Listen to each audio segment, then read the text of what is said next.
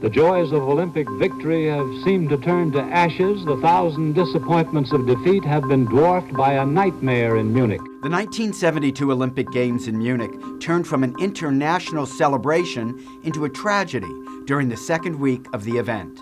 Members of the Palestinian terrorist group Black September ambushed 11 Israeli athletes and held them hostage in the Olympic Village. Their demands included the release of more than 230 prisoners from Israeli jails. It was a reminder that the Olympics are not just an athletic stage, but a political one. Germany wanted to show the world how the country had changed since the end of World War II, and the 1936 Olympic Games, which served as a giant propaganda event for Hitler's Third Reich. But when athletic events were suspended in 1972, the standoff between police and terrorists was broadcast live across the world. That's a gun, all right. It ended in a shootout in the middle of the night on an airfield outside Munich. 11 Israelis, 5 Palestinians, and 1 German police officer died before the games continued. The tragic events cast a shadow over all the athletic achievements, including Mark Spitz's record 7 gold medals.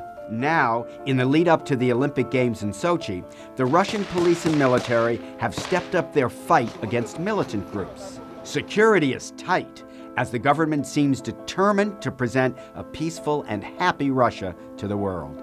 That was the goal when Moscow hosted the Olympics in 1980. Oh, sport, thou art peace. The official film of the Games, which we're watching here, was resolutely cheerful. It included great cinematography and devoted lavish attention to Misha the bear.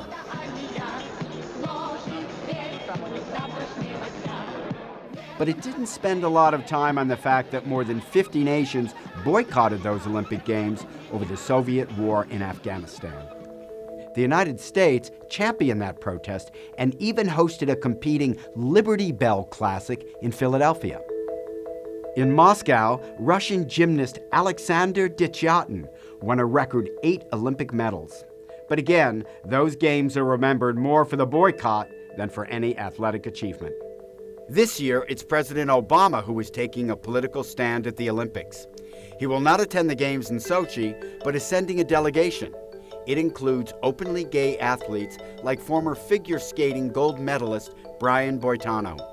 The question now is whether these Olympics will be remembered for events on the athletic stage or the political one.